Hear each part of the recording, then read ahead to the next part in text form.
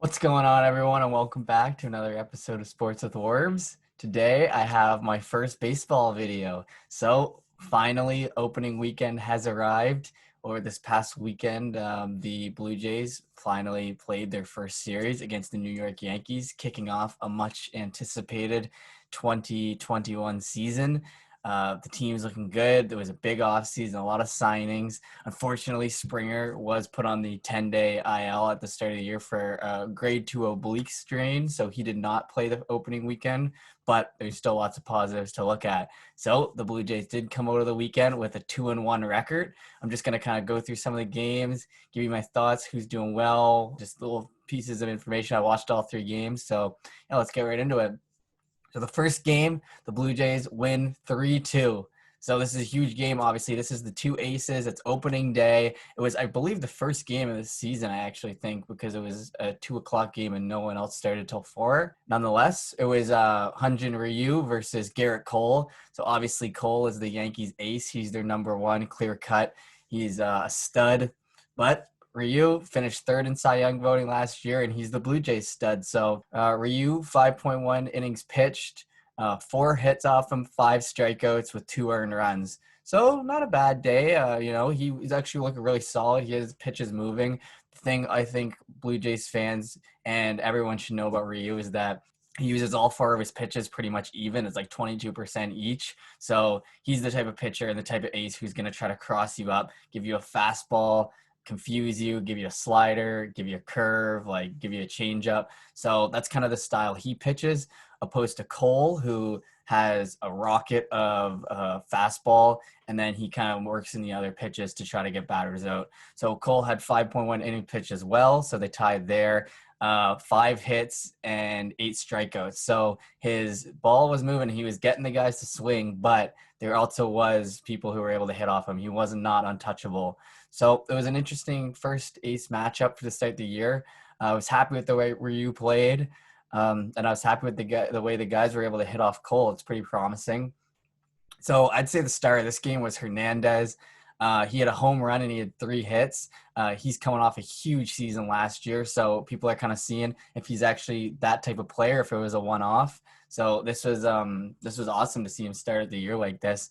He looked really comfortable at the plate. He's looked pretty good in right field. So I'd give him the first game All-Stars easily. This game did go into extra innings, actually. It was tied 2-2 after the Yankees took a 2-1 lead in the third, I think. And then the Jays tied it up with their Hernandez home run, a solo shot, 2-2, went into extras. And Grichuk, first batter up with the extra guy on, goes out, hits a double, brings the guy in, and then the rest of the guys go down in order. Grichuk is the Yankee killer. I wanted to say that. I've seen a lot of that on Reddit, that he destroys the Yankees, and that's what he plays best. And I guess that followed suit this weekend. Yankees fans really hate him. But I kind of wanted to give my opinions on the extra runner. In my opinion, I mean, obviously I'm happy it worked out for the Jays here. It does add excitement, and the extras can go a long time because it's so hard to get runs scored in baseball. But it does feel a little like unnatural to me just to see someone in scoring position off the start with 0 outs. Like, that's such a hard position to actually work to get into the first 9 innings, and then you're just giving it in the 10th. It's odd. You put your fastest guy on second to pinch run, or just to run, I guess, from that position, and then you just pray you can get him in, and that's what the Jays did.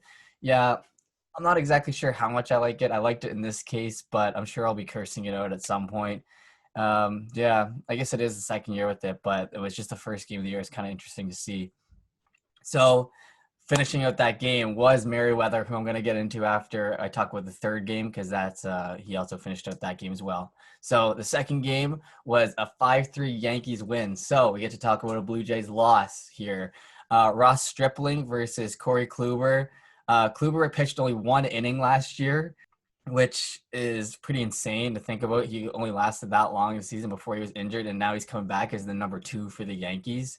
He had 4 innings pitched, 5 hits, 3 walks, and a home run. I really didn't think he looked that good, to be honest. When the Jays were going up, they kind of looked like they were in his grill. He was throwing a lot of pitches out there. He was getting some. I mean, he only had 5 hits, but 3 walks isn't great, and to allow a home run off that, I guess he did set them up for a position to win. Stripling, on the other hand, I thought he looked all right. I don't know if he's a number 2 guy, but he gave them a decent chance to win, and they weren't able to do it later in the game. So the guy from the Jays I thought looked good here was Simeon. He had a homer. He was batting well. He was a leader in the infield, which is good to see. It seems like he's really fitting in well. Bichette, I'd say he started the first 2 games kind of struggling. He was really trying to get a hit. You could tell, when the guys go up there and they're just hacking away and they're swinging with all their might. Yeah, he was just really wasn't playing his style.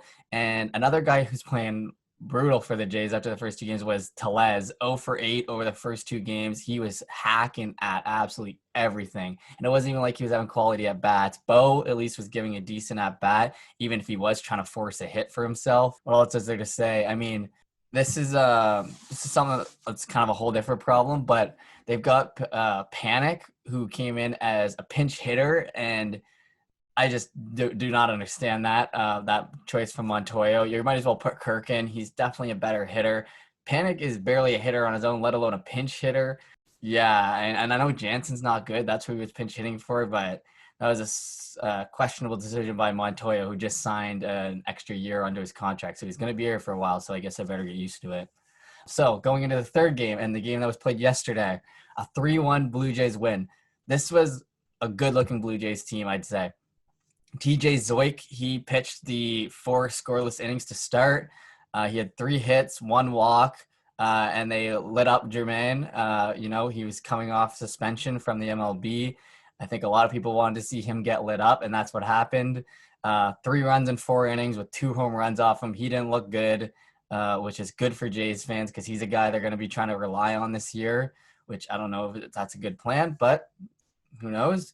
I wanted to talk about Vladdy in this game, kind of bring together his first 3 games. He has looked awesome. I mean, a lot of people expected this because he's lost so much weight, but you can just kind of see how that actually makes a difference.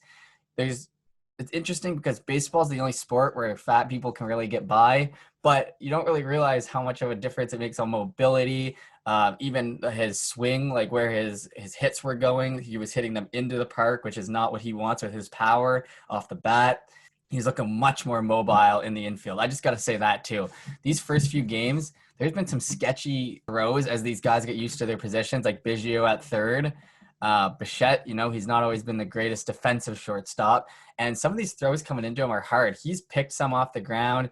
There's 2 situations where he was actually pulled off the bag, but he still made the grab with nice grabs. He just had his foot off because the throws were so off his glove. So he's been looking really good. It just shows the mobility you get from losing 42 pounds. I mean, it's just going to improve all aspects of his game. He's looking so comfortable at the plate too. He is not like swinging and losing his belt buckle. Those days are behind him. I don't even know if that actually happened to him, but if it did happen, that's not going to happen anymore. Yeah, so he just looked really good. He's got some walks. He's obviously had his first home run in this 3-1 win. It was a huge home run, got the boys pumped up, and they kind of read that momentum out to the end.